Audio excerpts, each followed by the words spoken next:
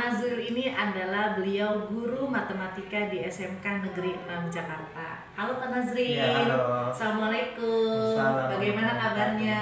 Alhamdulillah sehat. Nah, baik. Hari ini kita akan melakukan percakapan observasi ya Pak. Iya. Sebelum nanti saya akan amati jalannya proses pembelajaran Pak Nazril di dalam kelas, atau sebelum saya melakukan observasi kelas. Baik Pak. Adapun tujuan saya melakukan supervisi kelas ini adalah untuk mengetahui dan juga mengevaluasi jalannya proses pembelajaran yang Bapak lakukan di kelas. Dan kenapa kita hari ini melakukan percakapan observasi? Agar mengetahui kesiapan awal sebelum nantinya Bapak melakukan kegiatan pembelajaran di dalam kelas. Tentunya agar Bapak lebih siap, lebih percaya diri, sehingga dapat memberikan pembelajaran di dalam kelas dengan baik dan juga maksimal. Begitu ya Pak? Baik Pak, ada beberapa pertanyaan yang akan saya sampaikan kepada Bapak. Yang pertama, untuk tujuan Pak.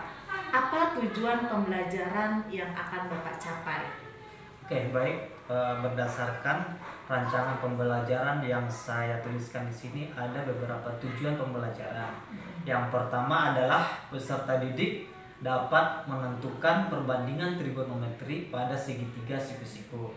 Yang kedua, peserta didik dapat menyelesaikan masalah yang berhubungan dengan trigonometri pada segitiga siku-siku. Baik. Jadi ada dua tujuan pembelajaran yang akan Bapak capai ya Pak. Iya. Lalu bagaimana area pengembangan yang akan Bapak capai, atau area pengembangan apa yang akan Bapak lakukan observasi gitu Pak? Jadi area pengembangan yang ingin saya capai yaitu aspek pengetahuan dan aspek keterampilan. Baik. Untuk aspek pengetahuannya yaitu peserta didik dapat menentukan perbandingan trigonometri pada segitiga siku-siku.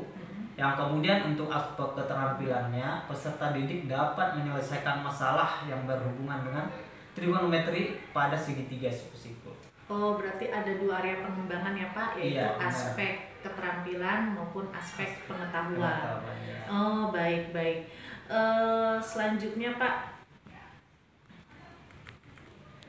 jadi metode apa yang akan Bapak gunakan gitu, yang mungkin dari segi strategi, model, dan juga metode pembelajarannya Pak? Oke, untuk strategi yang saya gunakan adalah pembelajaran diferensiasi berdasarkan kesiapan siswa yang diintegrasikan dengan pembelajaran sosial dan emosional. Kemudian saya akan membagi kelompok sesuai dengan kemampuan siswa, keterampilan, dan keaktifan siswanya. Kemudian menggunakan model pembelajaran basis masalah atau basic learning atau PBL, juga dengan metode diskusi kelompok, kemudian penugasan dan tanya jawab. Oh, jadi rencananya Bapak akan menggunakan pembelajaran berdiferensiasi, diintegrasikan dengan pembelajaran sosial emosional, menggunakan model pembelajaran based learning, dan juga metodenya ada diskusi kelompok, penugasan, dan tanya jawab. Baik Pak, lalu media pembelajaran seperti apa nih yang akan Bapak gunakan nanti di dalam kelas? Oke, untuk media pembelajaran yang akan saya gunakan yaitu LKPD, kemudian PPT, dan laptop. Baik Pak, bagus sekali. Rencananya Pak, kapan Bapak akan melakukan rancangan pembelajaran ini di dalam kelas? Rencananya sih besok ya. Iya. Pada pukul 9. Di kelas berapa? Di kelas 10 bisnis retail. Baik Pak, pada jam tersebut maka saya nanti akan masuk kelas yang Bapak ajar untuk melakukan observasi dan mencatat semua hal yang terjadi dalam proses pembelajaran, agar sesuatu yang bisa kita amati kita telah bersama. Baik Pak, sebelum saya akhiri, apa yang Bapak dapatkan dari hasil percakapan kita saat ini Pak? Oke, hasil yang dapat saya dapatkan yaitu saya menjadi lebih yakin dan mempunyai gambaran seperti apa rancangan yang akan saya gunakan nantinya saat dilakukan supervisi kelas. saya juga lebih percaya diri. Baik, terima kasih Pak Nazril. Ya, sama-sama, Bu. Baik.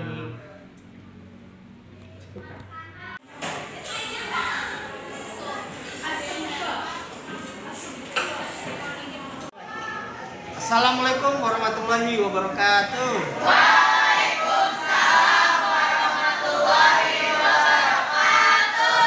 Oke, selamat pagi. Gimana kabarnya?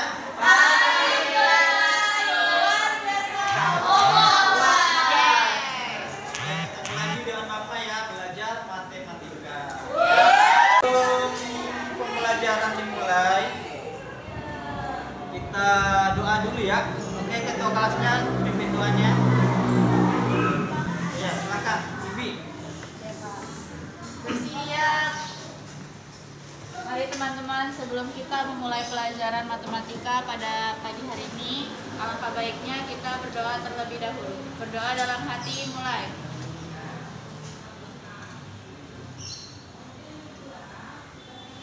Berdoa selesai memberi salam.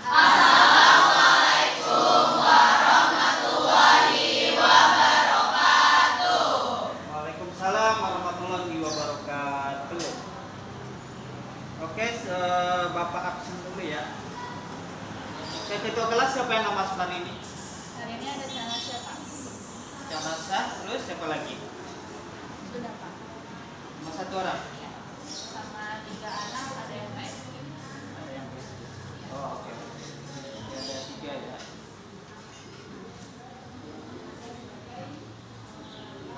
Oke, untuk selanjutnya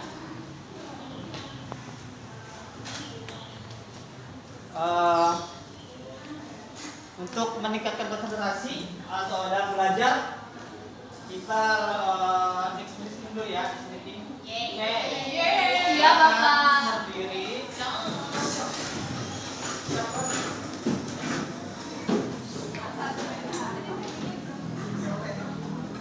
Oke, seperti biasa, kalau Bapak bilang tepuk berarti nepuk ya. Tapi kalau tidak ada kata tepuknya, berarti jangan nepuk. Siap. Siap? Siap. Kita mulai ya. Tepuk 1, tepuk 2, 3. Aurel ya. Oke. Kita ulangi lagi ya, masih ada yang belum konsentrasi. Tepuk 1, tepuk 2, tepuk 3, 2. Masih ada ya. Oke, ulang lagi. Tepuk 1, tepuk 2, 3.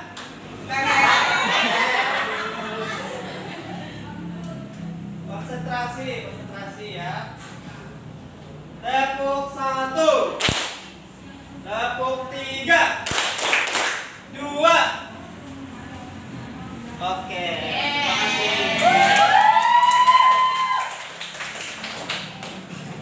Oke, silakan duduk kembali. Oke, hari ini kita belajar tentang trigonometri ya. Iya, Pak. Untuk tujuan pembelajarannya, yang pertama, siswa dapat menentukan perbandingan trigonometri pada segitiga siku-siku. Kemudian, untuk tujuan yang kedua adalah peserta didik dapat menyelesaikan masalah yang berhubungan dengan trigonometri pada segitiga siku-siku. Oke, nanti Bapak jelaskan dulu materinya, kemudian Bapak bagi kelompok, dan satu kelompok terdiri dari 6 orang. Ya, berarti jadinya 6 kelompok ya. 36 berarti 6 kelompok. Dan kemudian nanti Bapak kasih LKPD, yaitu lembar kerja peserta didik. Dan nanti setiap kelompok mempresentasikan hasil dari diskusinya. Oke, paham? Sekarang kita masuk materi ya.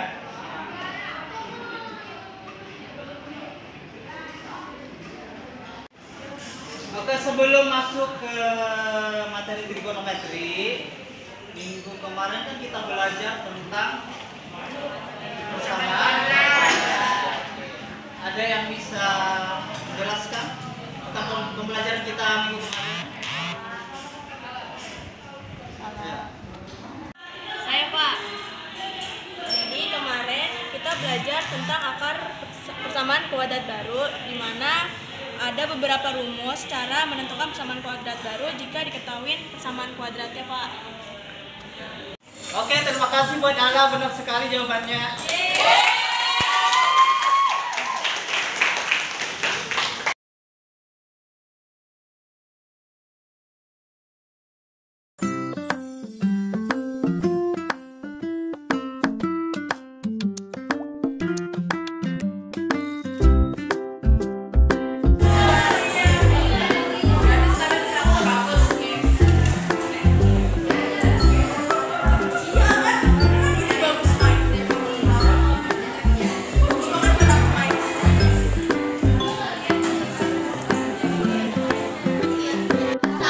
Assalamualaikum warahmatullahi wabarakatuh. Kami dari kelompok 2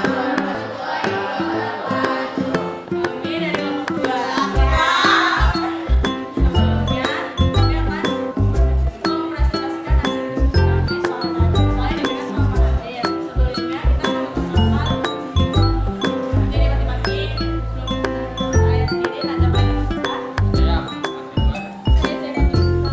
Saya Maegita Pratiwi. Saya Fadil Dunia. Saya Sintia Muda. Ditulis tadi jelas.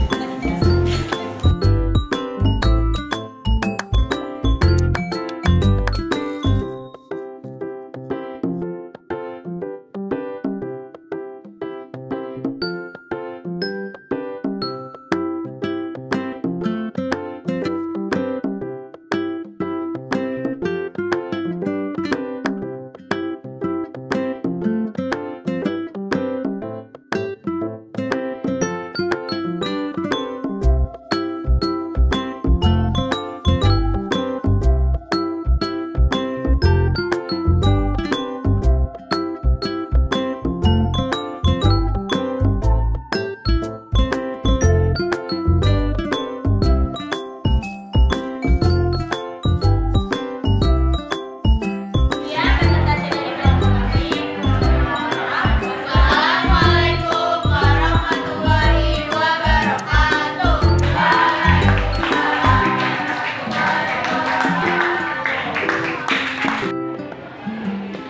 Oke, anak-anak, untuk siapa yang bisa menyimpulkan pembelajaran kita pada hari ini? Oke, silakan Aurel. Pada hari ini kita belajar mengenai trigonometri, yang dimana kita mempelajari tentang sin, cos, dan tan. Oke, benar sekali ya.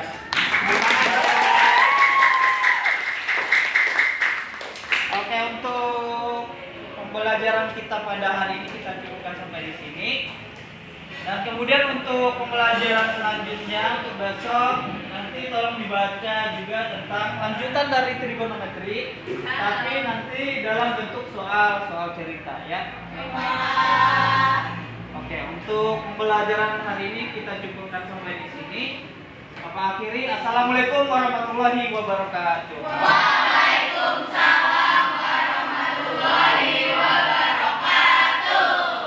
Saya ditemani oleh Pak Nazril yang telah saya lakukan coaching supervisi akademik. Nah, selanjutnya bagaimana Pak Nazril hari ini? Kabarnya? Baik. Di sesi pasca observasi ini saya akan memberikan pertanyaan kepada Pak Nazril terkait jalannya proses observasi yang telah Bapak lakukan sebelumnya, dengan tujuan untuk mengevaluasi sejauh mana proses pembelajaran yang telah Bapak lakukan. Baik Pak Nazril, untuk pertanyaan pertama, bagaimana nih perasaan Bapak terkait jalannya proses observasi di kelas yang telah berlangsung Pak Nazril?